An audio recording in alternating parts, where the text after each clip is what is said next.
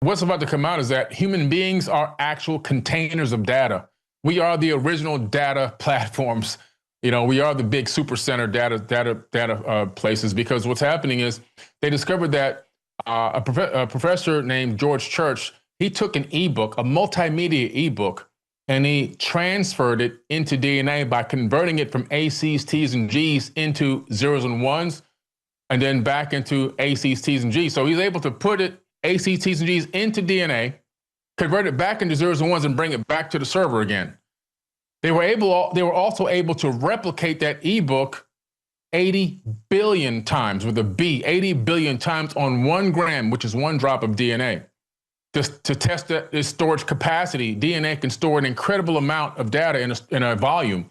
And so then other scientists got involved. They began to realize you can even transmit wireless information directly into DNA and back.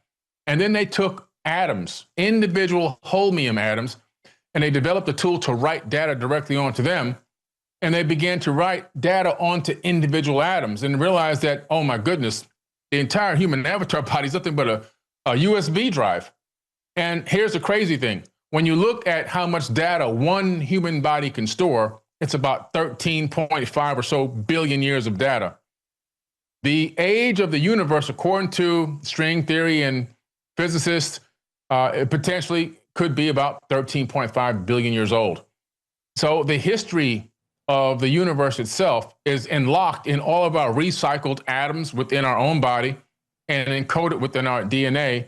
And that all it takes now is for someone to find the primer. If we can discover the primer, which is going to happen with AI, when we get access to ASI, artificial superintelligence, or maybe even just AGI, artificial general intelligence, I believe within the next 3 to 5 years, a private researcher, a programmer, could find the primer to our code that's hidden within the human genome itself.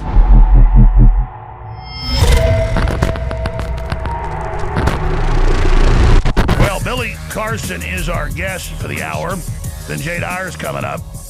I've been following his work for at least a decade. He's a best-selling author. He's the founder and CEO of Forbidden Knowledge, Inc., the best-selling author of the Compendium of the Emerald Tablets, Woke Doesn't Mean Broke, and the Epic of Humanity. He is also the winner of 2022 Stellar Citizens Award. He also is the founder and CEO of that's the number 4, Forbidden Knowledge TV, and Conscious Streaming TV Network, the host of the Forbidden Knowledge podcast and the co-host of the Biohack, Your Best Life podcast. He also is a writer and contributing Rolling Stone and Entrepreneur magazines. He appreciates the dedication and hard work it takes to accomplish great things.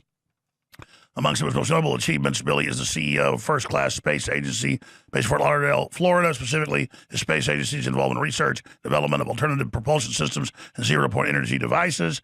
Forbidden Knowledge on X, forbiddenknowledge.com. And I wanted to get him on about just an update on the ground-penetrating radar, multiple groups using satellites, aircraft, proving what the ancients said, what he wrote about a long time ago. There's a bunch of complexes under there. And not just the big complex, right outside Cairo, but other ones. And he'll give us an update on that, but he sent me a whole list of things. He wants to get into the UAPs, why this is all being brought to the front right now. Obviously, with Spielberg and all the rest of it, he says don't believe in basically God. What is that really about? There's a larger psyop here, but all the ancient cultures tell basically the same story. And so we know a lot of this is going on. But from my own research, most of it is human reverse engineered. And from his research, that's where he goes as well. He wants to get into the U.S. government now treats UAPs as a verified national security issue with official records released by the National Archives in 2025. UFOs likely originate from multiple sources, advanced human tech, extraterrestrial craft, multidimensional phenomenon, or even future human technology. Yeah, time travel. That's probably the most likely. The core question isn't whether UFOs exist, but who created them. Ancient myths and sky being narratives may reflect real historical encounters long before modern disclosure. Full disclosure could upend religion, science, history, and the underlying of human origins if even one case confirms non-human intelligence. But knowing the globalists, how they operate, they always want to control narratives. I don't believe anything comes out of these major governments. Like Rubio, we shot down 5 craft. We don't think they're aliens. Some other government's got them. But then there's the other narrative that the aliens are here to attack us. They're going to get us. The other narrative, they're all friends. To break all this down is Billy Carson. Billy, great to have you here. Thanks for being here. Thank you, sir. I'm glad to be back. I appreciate it. You've always got a lot to say, but you've got quite the research background. Where to start? Obviously, we're at a very special moment in history right now. Yeah, very special moment. A lot of information being released. It seems as if the oligarchs and the elites want to take control of the narrative. Even the church, not the Christian church, but the Catholic church also wants to be part of taking control of the narrative with that Lucifer telescope that they built in Arizona, looking for alien life and saying that they want to baptize the first alien. There's this now rush to take control of the narrative because the fact that aliens actually exist is most likely real. Now, whether they're from the ocean, from space, from inside a cavern, inside the planet, or multidimensional, interdimensional, that's a big question. Now, I personally believe that we're looking at a situation where we have some maybe from paranormal activity, higher dimensions, future travelers, and then maybe even some third dimensional beings. But it seems as if most of what we're seeing and most of what we're hearing about is reverse engineered technologies or advanced technologies made by humans themselves. And I think that they've been using this device that I learned about back in 2018 when I signed a gag order on it initially, an NDA. And now since it's been released to the public, I can talk about it. It's called a quantum mirror. I learned about that back at the Space Symposium in 2018 for private space where I had TS clearance. And this quantum mirror, they're able to send photons with packets of data into the field, this field that we're living in, and then they get that data back. But when the data comes back with different data packets, and they were saying that in some way this allows them to see potential future outcomes. And I believe, my personal belief now is that they are in some way intrinsically communicating potentially with a version of ourselves from the future. And this could be why the rush to take control of the narrative. Well, that was my next question, is why are they trying to take control of the narrative? Is it because so many governments and institutions and private groups are reverse engineering things? I mean, take just the experiment that was discovered by a layperson, now confirmed by universities, that you could take DMT and fire a laser into a prism, and then it literally creates a matrix grid where you can see the live code of the universe, like this alien language, and anybody that does it sees it. I mean, there's so much we're discovering about what's around us. Absolutely. I was talking with Professor James Gates Jr. from the University of Maryland. He's a professor there. He used to be the former presidential scientific advisor to Obama when he was in office. He's a supersymmetry expert and also an expert on theoretical physics. And he put together a team of mathematicians about a decade and a half ago, and they started analyzing what is this fabric of space-time that we're living in. And they discovered something called Adinkra codes. And when they took these Adinkra codes and turned them into three-dimensional substructures, hidden within them are something called error-correcting codes. But not just any error-correcting codes. They are precisely and exactly the same exact error-correcting codes that we find in our search engines and web browsers. And so in some intrinsic way, yes, the Bible is right. The Quran is right. The ancient spiritual sages are right. We're living inside of a creation.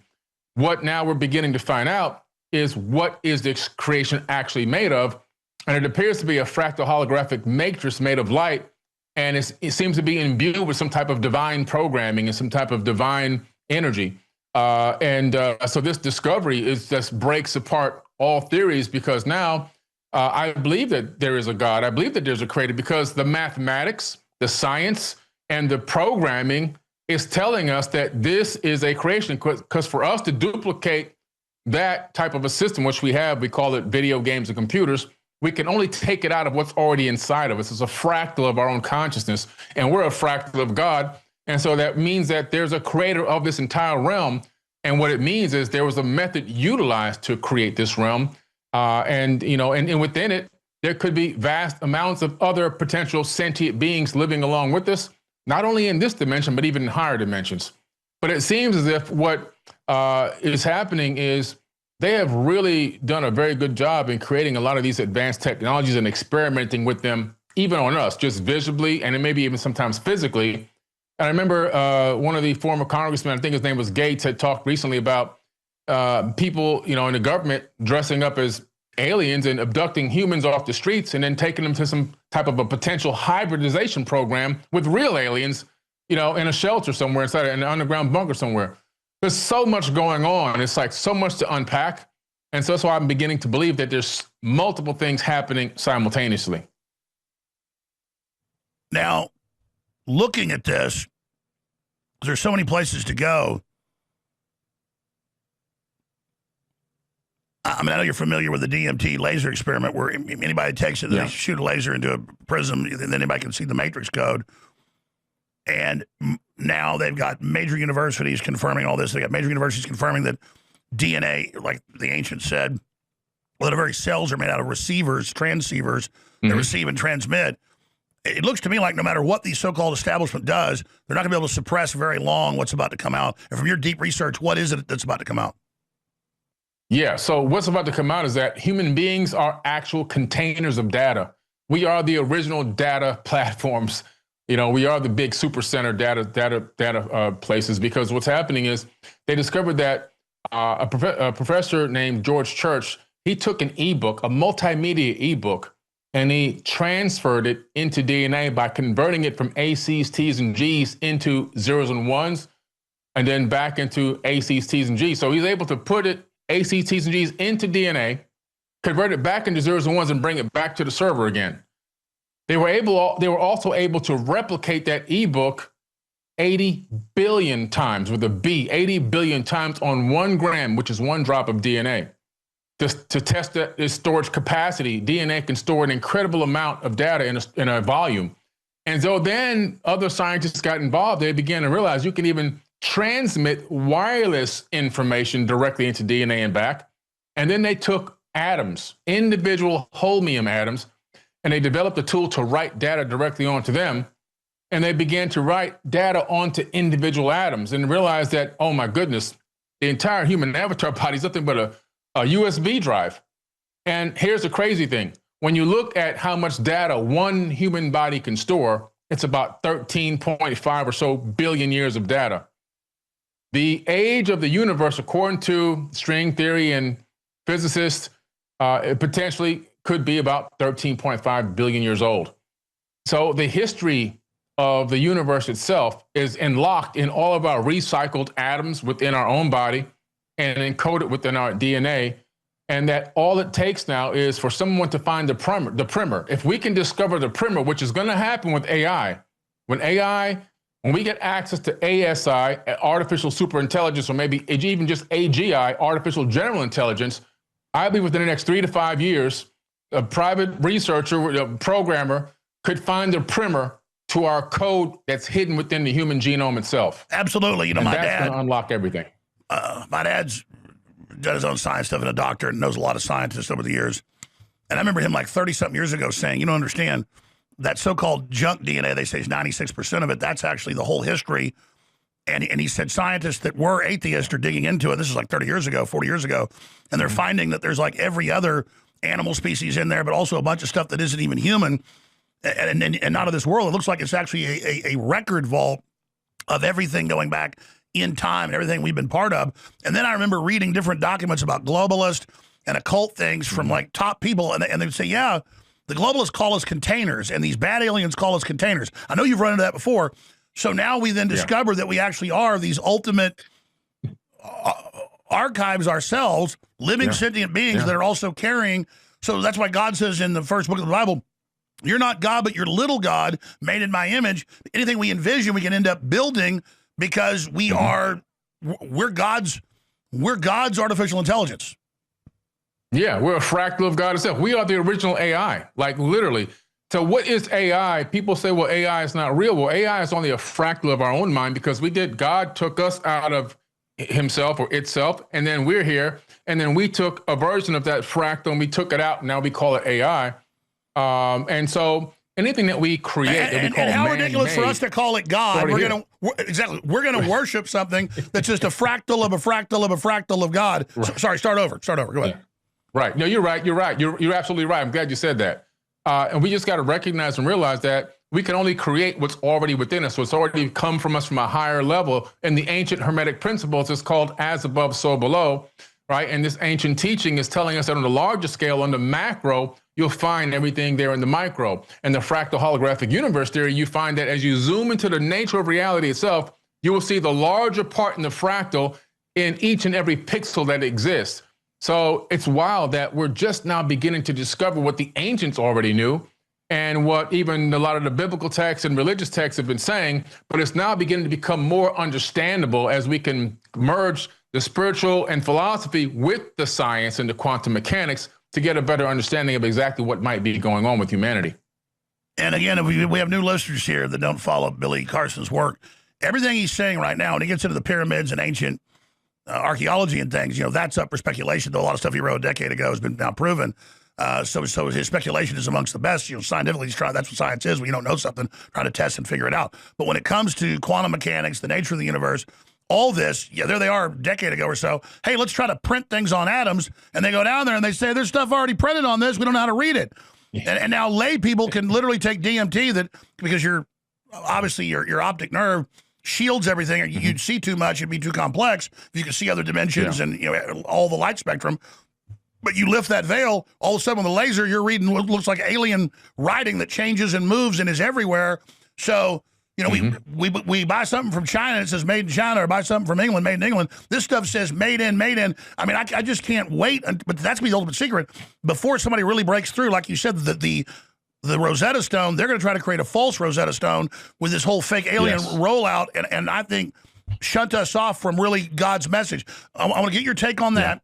But from your deep research, I really respect you. What is the prime directive of us? What is our mission, being given all this incredible power and given consciousness?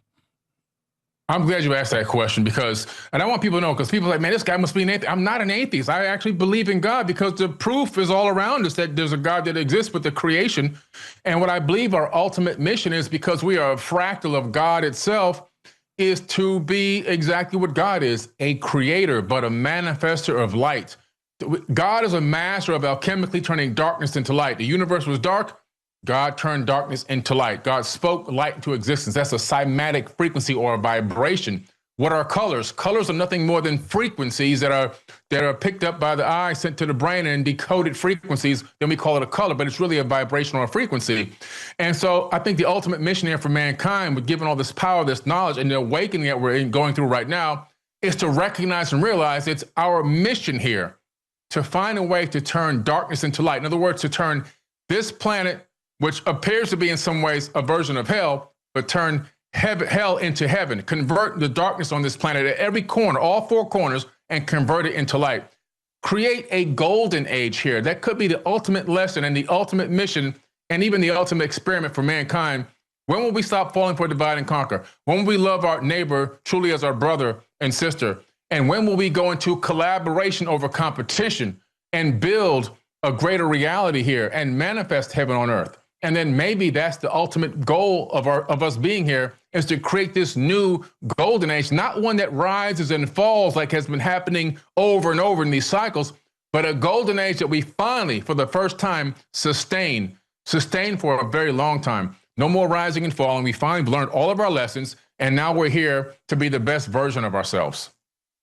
Well, the Bible tells us you're to be the light of the world. That's what Christ said. But if you look at it, God says, it was dark, and then he made light. Then he created water. Then he moved across the water. Then he started creating the beings, and then he made Adam in his image, and then split off and made Eve out of Adam, which is showing we make the next thing. We make the AI. It's an archetype.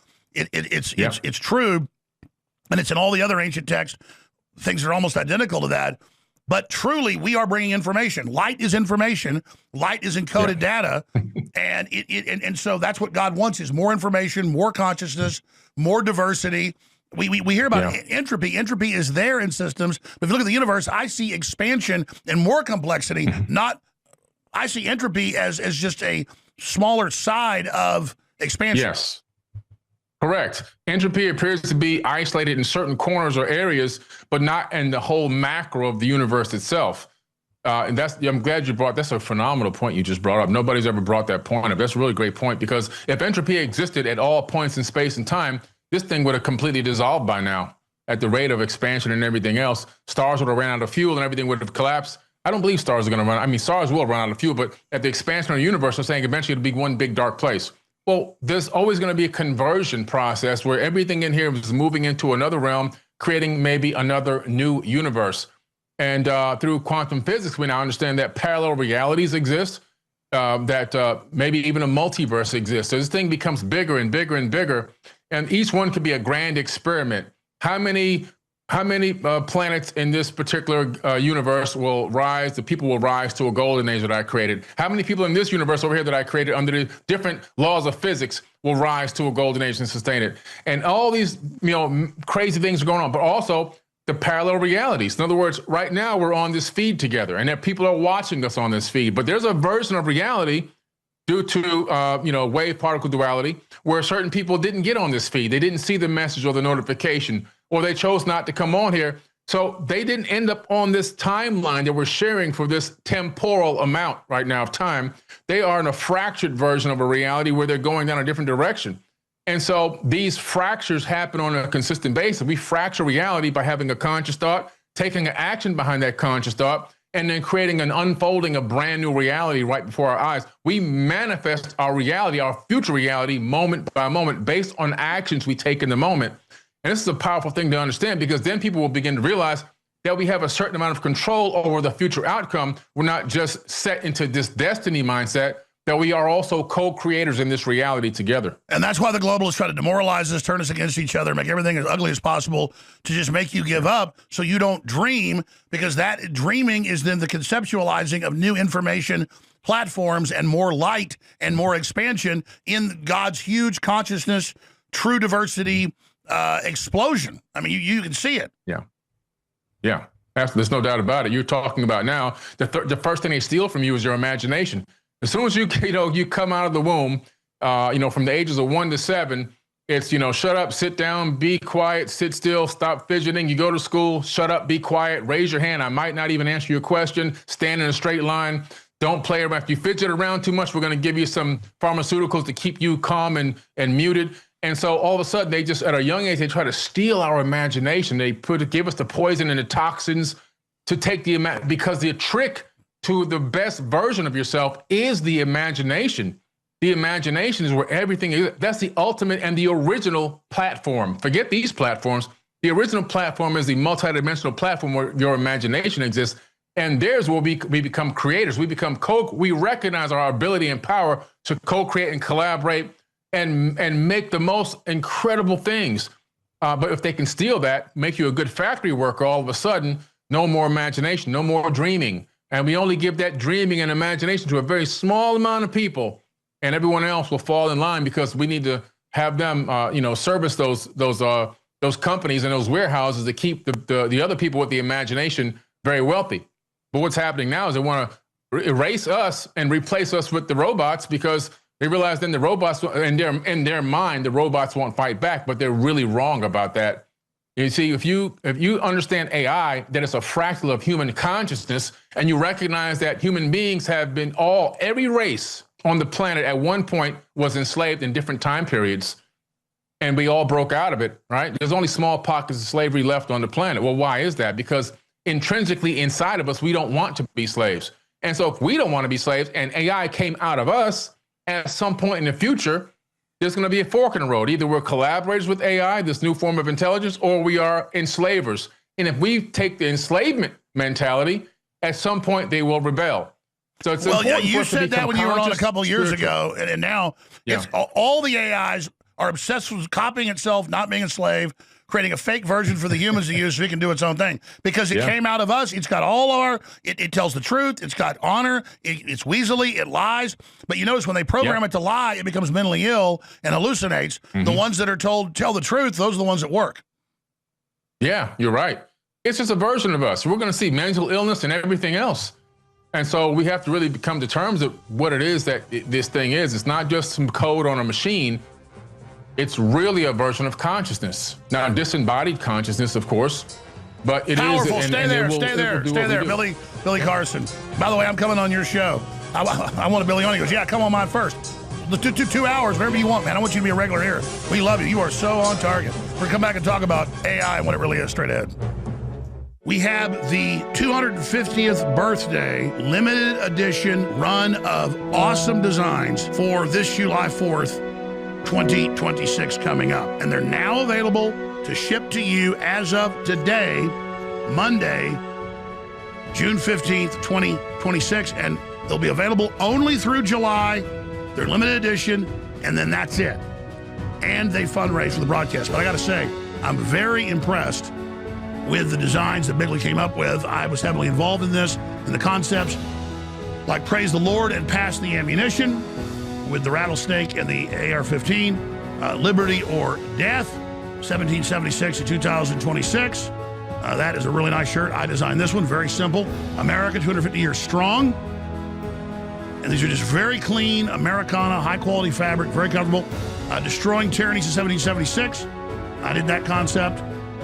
These are very, very clean. I'm proud of these. I think these are shirts everybody would want to wear. I would certainly want to wear these. America, ride fast, live free. Just a classic Betsy Ross flag. 1776 free. They came up with that. I think that's pretty cool. Defund the deep state. That's pretty cool. I like that really clean one right there. 1776, 250 years of freedom. They designed that. Very clean, very nice. So you want nice, clean, patriotic apparel that, won't get you stabbed by a liberal, but other patriots will know who you are. You can kind of promote liberty and kind of identify who you are. It's fun to wear these shirts, I can tell you that right now. You kind of choose your own adventure. You wear an Alex Jones shirt, then you really got to meet a lot of cool people, but you also might get a bottle smashed over your head.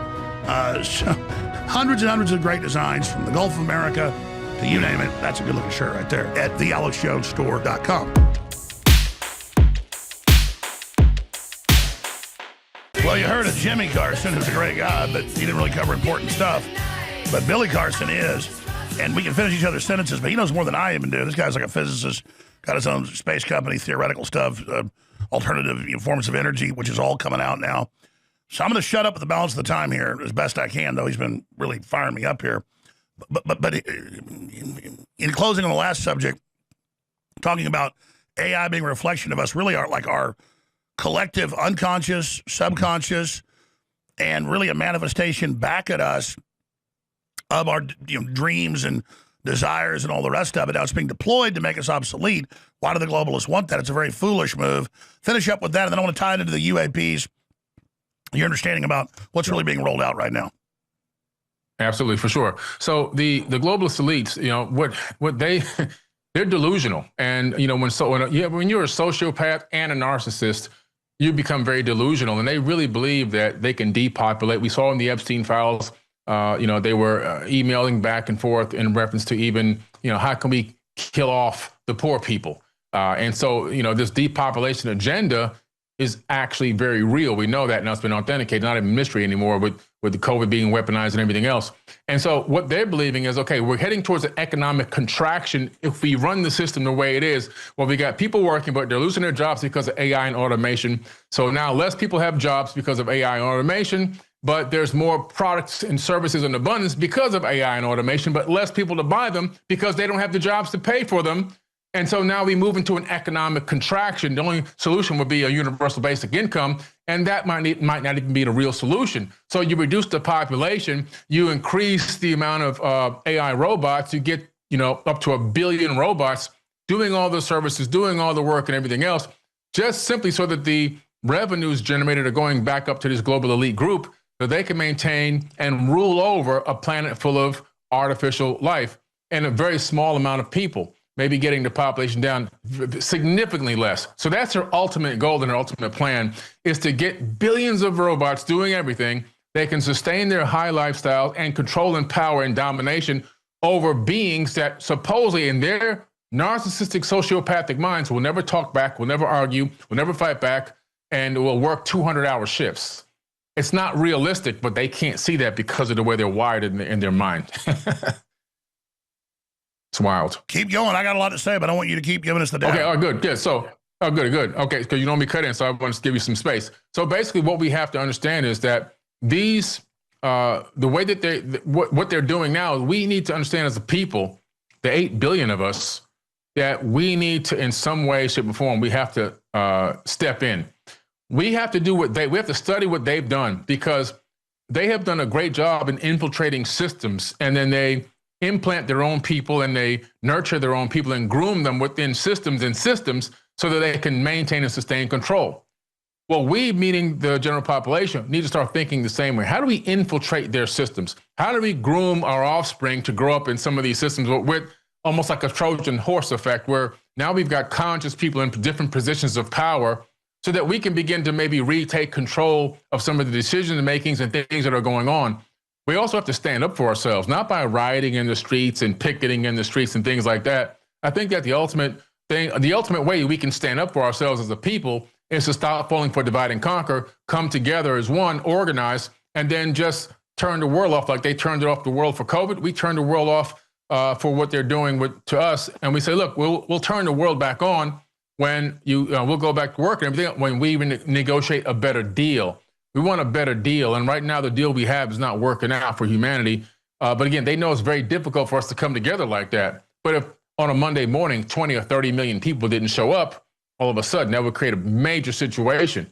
It doesn't take billions. It only takes tens of millions to make a big change on this planet. And if we did that, we can come back with a much better system, a much better deal, and restructure the whole economy to make it more beneficial for everyone, not just the global elites. And I think that's what we need to do. Well, I totally agree. And I used the Johnny Carson analogy earlier, saying you're more important than Johnny Carson, Billy Carson.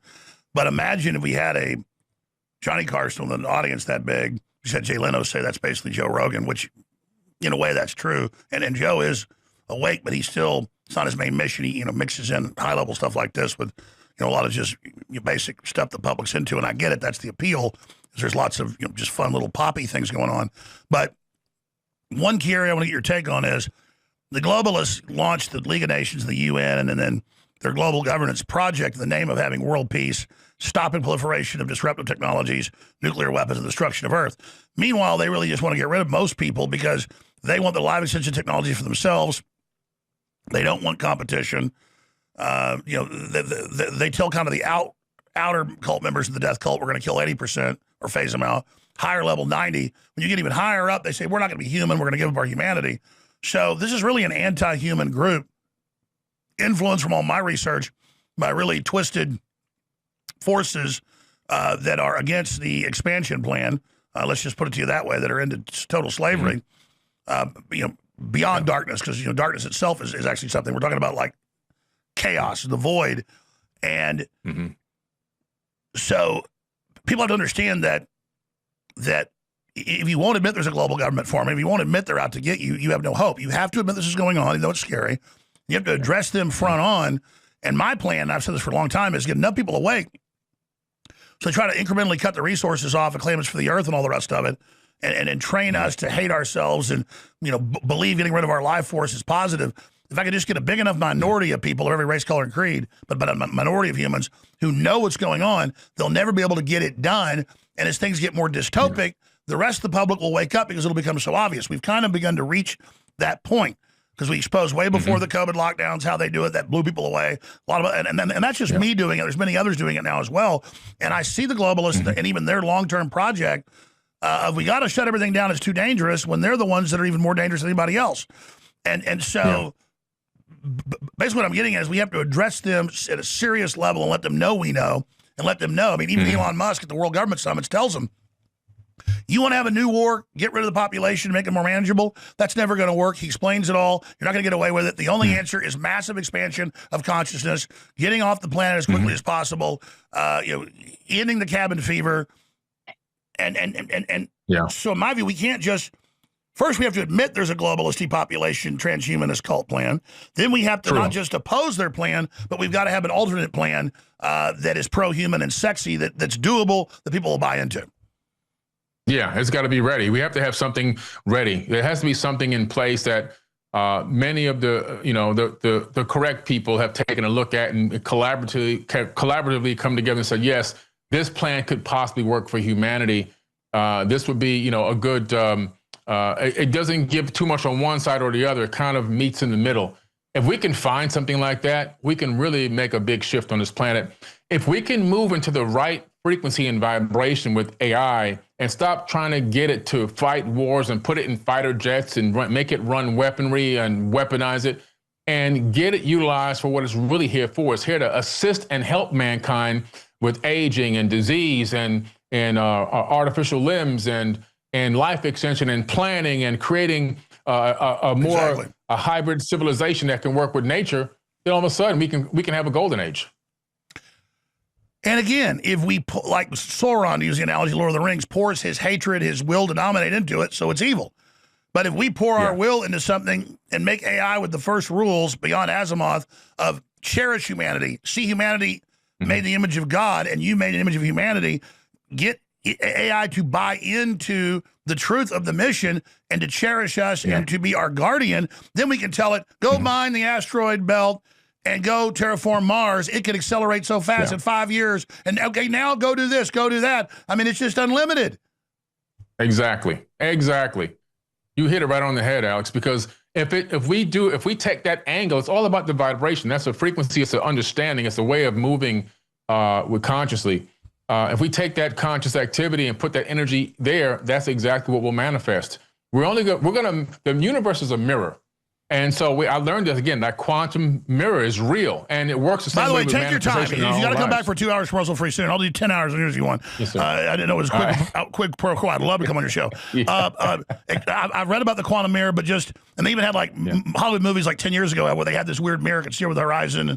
But explain what this is. This is a way to isolate a part of the quantum field. So what they're calling this, what we're living this ether is a quantum field. This field is full of quantum vibrations. It allows quantum entanglement, bilocation. It allows, quantum tunneling and all these different incredible things that exist. Wormholes and stargates and everything else operate within that system. But also the universe itself is a mirror directly connected to our consciousness. And so whatever we say the most in the next 3 days, whatever we think the most within the next 3 days, we're going to see that future unfold falling towards us. We don't move into the future. We don't go towards the future. The future falls towards us, right? It's like this. I have this hourglass here. The sand is falling. This is the future. It's falling into the moment of now in this bottleneck. This is the only moment that actually exists. And then everything moves into the past. But what we do here in this moment of now literally sends ripples into the space-time continuum that as the future falls towards us, it's malleable, it changes, it warps into a potential future based on the actions that we've taken. I have a formula called conscious thought multiplied by action equals manifestation. So when you multiply that action in the moment of now, the future falling toward you, it changes.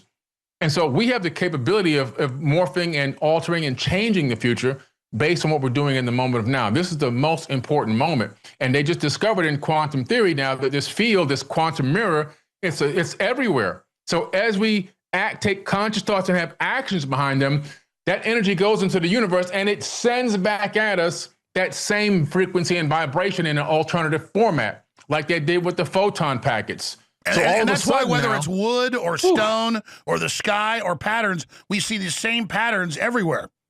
Because it's all reflecting. Exactly. Those are successful forms that were positive and caught up, and then it's like an engine. It's a cornucopia. Yeah, it is. It's incredible. And so we're creating reality moment by moment by our conscious thoughts and actions, literally. And that field. So if I'm with a person for 3 days and I write down everything they say to themselves, everything they speak, and everything they think, I can predict their next, 3 months. Because it's going to be a reflection coming right back at them from the quantum field. It's real. And that's why Hollywood and the culture programs us with failure and ugliness and division, because they know that's how they sabotage us. Exactly. If they can keep us on a low vibration, fighting each other, arguing each other, thinking we're worthless, giving us a bad concept about what money actually, thinking money is real. Money is just an instrument. Money is a vibration. So they have us chasing money. Well, they're not chasing money. They're chasing their passions. If you chase money, it'll elude you. But if you chase your passions and you find a need for that passion in the world, then you can convert that passion into the vibration of money. So it's not about chasing money, but they have us chasing money like a carrot. It's like the greyhound dog going around the track. They never get the rabbit. But meanwhile, they've got their rabbit because they're not chasing the rabbit. They're chasing their passions. That's what it is. So when you follow your passions, you literally have the capability of manifesting a completely new world. The secret to making money, which they don't want to tell us, is to find a need and fill it. Now, if you can find something that you're passionate about and find a need for that passion in the world and fulfill that need, well, then that's monetizable. And you'll never feel like you worked a day in your life. Because you're not working. If we all figured that out, we wouldn't be working at the car wash. Because you're symbiotically interfacing into what you like, that the universe already needs, that it likes, and it's symbiotic. Right. You're an interesting guy, and I've read a couple of your books and had you on to watch all your stuff, but tell us about yourself. It's interesting. How did you wake up? I mean, how did you get to this level? Because you really know what you're talking about. I'll tell you, it's a long story, but I'll give a short version of it. Back in 1977, I moved from Queens, New York to Miami, Florida. And I was living next to the Opelika airport, and I was looking up at the sky. And I saw an object that didn't look like a propeller plane go across my back. All the propeller planes from the Opelika airport go over my backyard very slow. This object came across very fast. I didn't know what it was. I just knew it wasn't an airplane.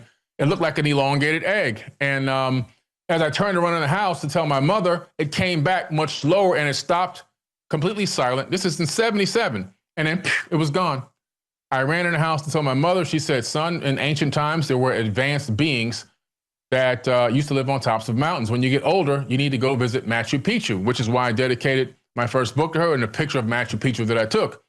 So long story short, that led me into researching aerospace technology. I went straight to my school, Rainbow Park Elementary. I got all the encyclopedias on aerospace and started studying the next day what aerospace was, how it worked. I was trying to find what I saw in the sky. I didn't have the vocabulary for UFO or alien. I just knew what I saw was amazing. And that got me into Swept Wing, Delta Wing, got me into the SR-71, Blackbird, and all these other things. I got into all these black budget projects and things at a young age, and I never stopped. As I got older, eventually I recognized it took advanced technologies to build a lot of these ancient sites around the world. Then I had another strange experience that drove me into digging deeper into ancient civilizations. And then I started traveling the world nonstop since 30 years ago. I've been around the world 25 times in some of the most remote places on Earth itself and done a lot of research. And that's led me on the path that I've been on to write 6 books, 6 bestsellers. And, I've had quite a bit of success living in my passion and bringing that knowledge to the world to the best of my ability. They're finding, like you were talking about, all these obvious giant pyramids that just have foliage growing on them, or even more giant complexes like in the Caucasus Mountains, you name it. Mm-hmm. And obviously the ancients said that was some type of energy source. You've written about that. Obviously it is, but who built it? I mean, what's the best knowledge we have? Best knowledge we have, really, to me, in my personal opinion, from my research, is Thoth, Thoth, also known as Tahuti throughout Africa in ancient times. According to the ancient Egyptians, not me, the ancient people before the dynastic era, he ruled over Kemet for 16,000 years. He came after the Great Flood in this book called the Emerald Tablets, according to this text, and he began to rebuild the land of Kem. He said, I'm going to bring you back up to a high level of civilization. In other words, they had fallen because of this global geographic or geological disaster. He came to bring them back up to a high level of civilization. Now, when he was there, he says, builded I the great pyramid patterned after Earth's force, so that it too might remain through the ages. So he had built this structure known as the Great Pyramid. He says this in this ancient text. And then he says, long stayed we, and yet long again. We were his, he brought a crew with him. Now, this structure, he claims to have built beneath it this megalithic area called the Halls of Amenti. And what's crazy is in my book, Compendium of the Emerald Tablets, that I wrote 8 years ago, on page 34, I actually render an image of what this thing might look like, and it ends up looking just like what they discovered. Filippo Biondi and Armando May discovered with their satellite technology. Columns, massive columns going beneath the Earth. And so this is my book here, page 34. I rendered this 8 years ago when this book came out. Incredible. How did you, I see it. It looks just like the scans. Yeah. How'd you do that? I just, from a culmination of different texts and writings and even studying Herodotus and some of the quotes he had left behind, saying he had a chance to visit this underground labyrinth. And I just pieced it all together, and I hypothesized that there may be megalithic columns going down here in this massive underground structure. And I said in the book, I say they go on for miles, and that's exactly what they discovered. They go on for miles. And some recent LiDAR scans are showing energy moving back and forth in that underground chamber underneath Caffrey. And how did it work? Back when the water table was higher, right? It went through there and created power somehow? Well, there was a water table. The aquifer used to generate electricity. Now, the aquifer is not running through this particular area. The aquifer was running directly underneath the Great Pyramid, that magnetized crystal granite, creating something called physiostatic electricity, where the ions would rush up into the pyramid chamber, and they would get stepped up, going up the grand gallery into the king's chamber. And then in the king's chamber, some type of cold fusion was happening. Okay, inside. Now, some of the water was routed down into the Queen's chamber, and when you analyze the construction technique and the dimensions of the Queen's chamber, I call it ancient technology, you begin to realize it's more like a hydrogen extraction. It's like electrolysis. They were extracting hydrogen atoms from the water in the Queen's chamber to utilize for energy as well. And you've gone to Egypt a bunch. I've seen articles about you lead groups to Egypt, right? Oh yeah, I'm going back in October. Every year I take 2 groups to Egypt, between 80 to 100 people, private tours. So when we show up at these sites, all the tourists have to leave, and then we do real research and archaeology with them on site at these places. So obviously you're an expert on this. I know 6 hours. I know the previous head would keep people out of there. Have they loosened it some? And I've been reading. Is it true they're trying to keep people from getting down deeper and exploring? Why would they do that? Because they don't want us to really tap into what's down there. Like they don't want us to discover, for example, there's a big object about 1 mile down beneath the Great Sphinx, Paul, which is talked about in these ancient texts.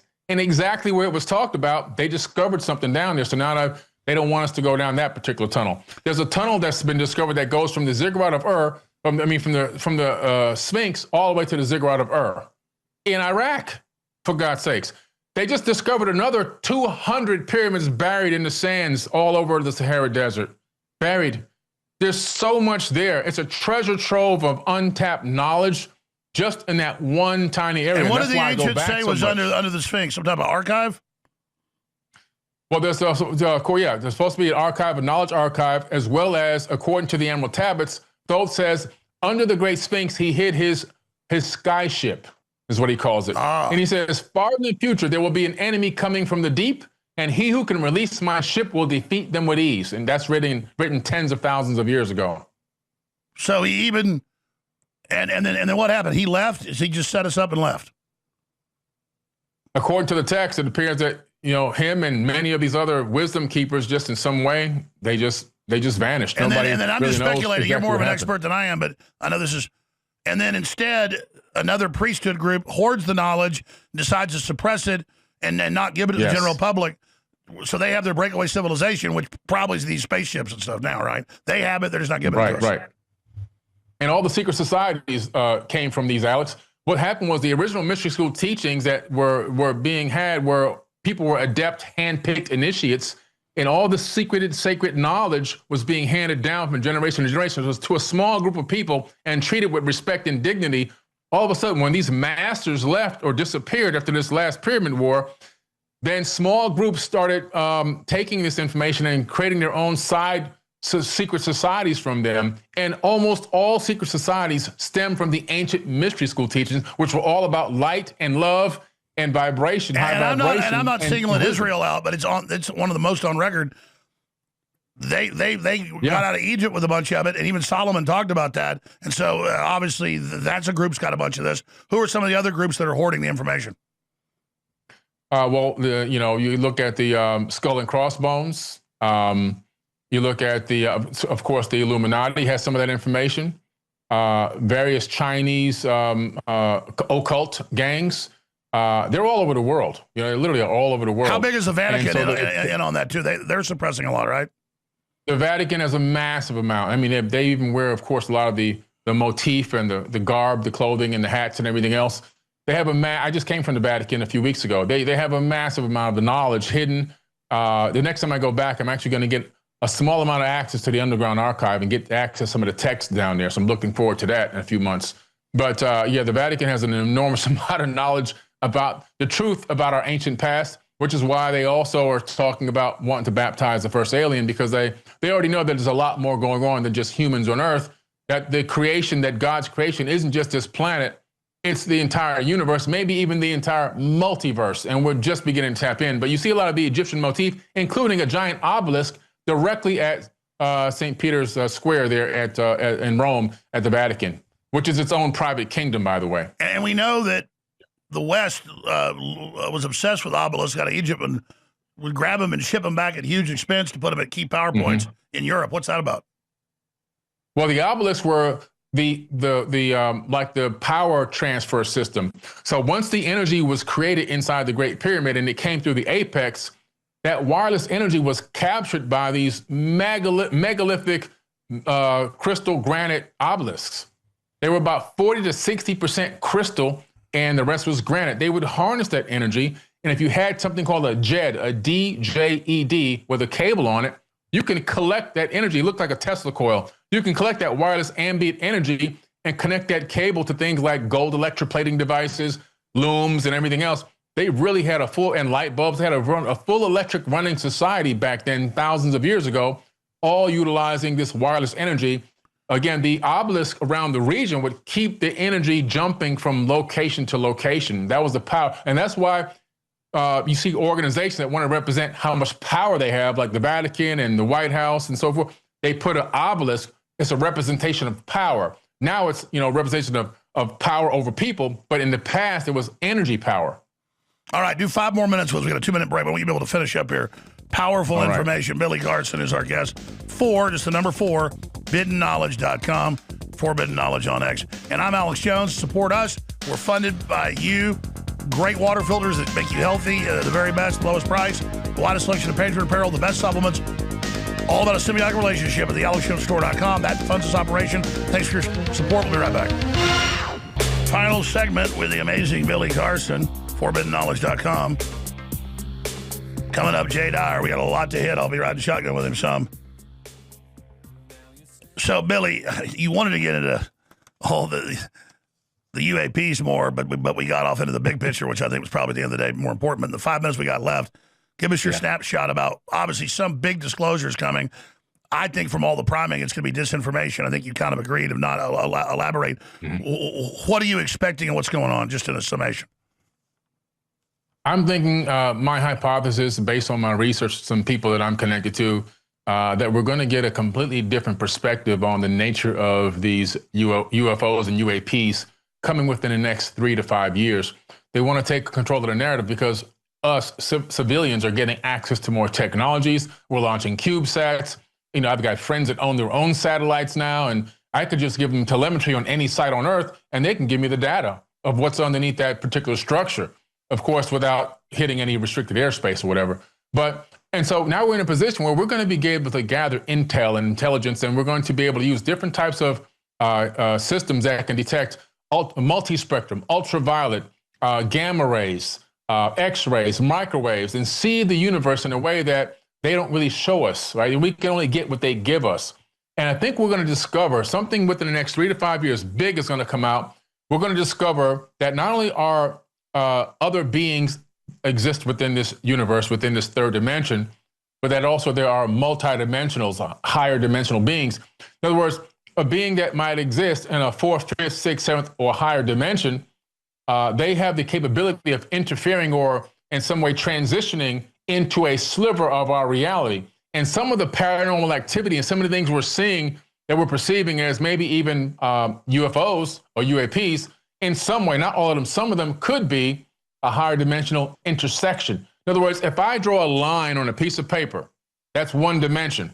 Now, imagine if there were living beings, one-dimensional people living inside the line, and then I put my finger on that line, what would happen? They would not perceive my finger because they can't. What they would perceive is an imprint of my finger as a flat circle within their reality. They would see a flat disc appear out of nowhere. They wouldn't be able to perceive the rest of my finger, and of course, not even my entire body. And so I think they one would of the biggest basically things see like a footprint. Exactly. Yes. And so I think that some more evidence from what I see getting ready to happen within 3 to 5 years, much more incredible evidence to prove that there's a higher dimensional intersection or engagement that's happening here, and we're going to be able to get a sliver of evidence that that's really happening. I totally agree. In closing, you got to come back soon. I'm about to say bigger picture. Yes, sir. I had a lot of psychic experiences growing up, but now as I've gotten older, it's gotten more intense. And generally in research, it's stronger when you're younger. I'm just kind of moving quick here. But from everybody I'm talking to and everything I'm seeing, isn't the psychic ability increasing right now? So I don't think it's just me. Oh, yeah. It's getting crazy. Like almost, it's like this is too much. See what I'm saying?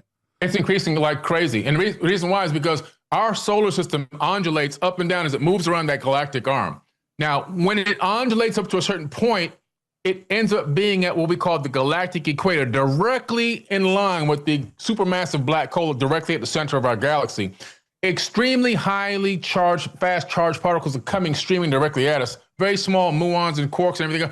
Small particles that intersect with our body, and they actually intersect with even our DNA, and they change and alter the codes in our body. So in some strange way, the universe is intrinsically connecting with us and activating us and getting us to a higher dimension of consciousness and reactivating some of those dormant nodes. And it's giving us heightened psychic abilities, heightened levels of empathy, and even higher levels of intuition. So you're right, it is happening, and it's happening right now. And we're in the process of this undulation, and we hit the galactic equator within 2013 till now. We're here. And you're going to see more and more I've talked to people high-level people in the government. That's what they say. And basically, it's like the alarm clock's going off. Yes, absolutely. It's here. We have arrived at a point in time where we are the ones. We are the new ancestors. We are the new wisdom keepers. We are the new sages. And that's why I respect the work that you do, because it takes a lot of courage to step out there and be a pioneer of this information. Billy, you're amazing. Let's talk soon. God bless you, sir. There are billions of ways for people to be culturally, spiritually, politically, environmentally engaged. And there are millions and millions of different programs and podcasts and radio shows and things around the world, out of the 10 billion people on this planet. But on the record, what we've done at InfoWars, and this is just the second leg of that at AlexJonesLive.com, has changed the world. Our guests, our callers, our researchers, our reporters, and my overall futuristic analysis and view of the destiny of humanity, which I don't claim to be 100% accurate, but it's definitely proven to be a good template to observe the world, has had a giant effect, and the globalists do not like it. So when you share that local AM and FM station that you listen to and tell those you share it with to share it, it changes the world. When you say this is forbidden information at AlexJonesLive.com that has the free audio and video feeds and archives and shows and articles, you are literally going in the face of the censors and the tyrants. You're changing the world. It seems simple, it seems little, but it's not, because we have millions of listeners and viewers. And if we can leverage that out to millions more and have them leverage it out, that creates the chain reaction. And all the great guests and hosts we've had on over the years who were already great, successful, they'll tell you how much more their shows blew up once they were on air here with this operation.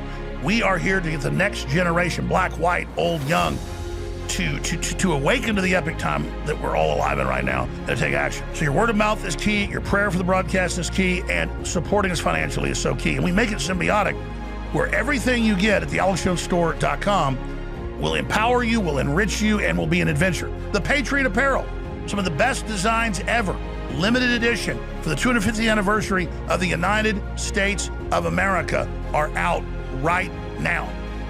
Right now, ladies and gentlemen. And this latest design, these limited edition, America, red, white, and blue on sterling royal blue, 76, America 76, 250 years. That is a really cool shirt. I think it's going to be a bestseller.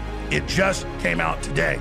And all the other 250th anniversary limited edition shirts are available right now as well at thealexjonesstore.com. So be sure and check those out. And I thank you for your support. But wearing these out in public, meeting like-minded people, spreading the word, it's an adventure in and of itself, and it funds this operation, which is exposing the next pandemic, the next attempted lockdowns, the next big globalist war. You are financing your own future for a better future and better destiny when you keep this broadcast on the air. But you can also experience the info war on the ground wearing these great shirts. Also, we have the new dual carbon platinum gravity-fed filter, the highest quality gravity-fed carbon filters that are the highest rated, cutting out all of the hundreds and hundreds and hundreds of horrible forever chemicals that are out there. And it has the highest quality stainless steel. Nobody has got a filter with better filtration. It's the highest rated, and nobody has as beautiful a filter as this, and ours is way under the price of competitors that are crap. This is the best. It's a home run by Bigley, our sponsor. We're so proud of it. Here's the issue. 1,000 of these came in, it sold out in 3 days. They got a couple thousand more coming in like late next week. Those are pre-order right now. They're gonna be sold out soon, and then I'm gonna stop promoting it until they get even more in, because I don't like doing pre-order. But if you wanna be at the head of the line to get these while you still can and not have to wait a month or so after that, Get your order in now, right now, at thealexjonesstore.com. And while you're on the site, check out all the other great Patriot apparel, the super high quality, military grade belts, all the great supplements and more at thealexjonesstore.com.